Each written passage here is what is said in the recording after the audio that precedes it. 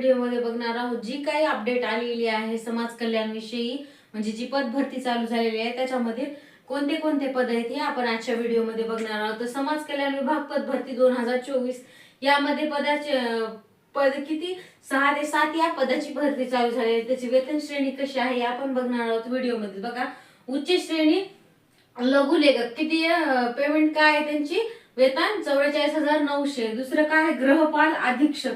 गृहपाल अधीक्षक हे महाराष्ट्रासाठी एकमेव पद आहे, म्हणजे महाराष्ट्रातील महिलांसाठी हे खूप महत्वाचं पद आहे। गृहपाल अधीक्षक ही पूर्ण महिलांसाठी पद आहे। त्याचं पेमेंट काय, 38,600 हे त्याचं पेमेंट आहे। तर गृहपाल सर्वसाधारण म्हणजे ही ऑल ओव्हर इंडिया मध्ये भरती चालू झालेली आहे। मग महिलांसाठी ही फक्त एक संधी आहे, महाराष्ट्र महिलांसाठी ही जागा आहे का गृहपाल या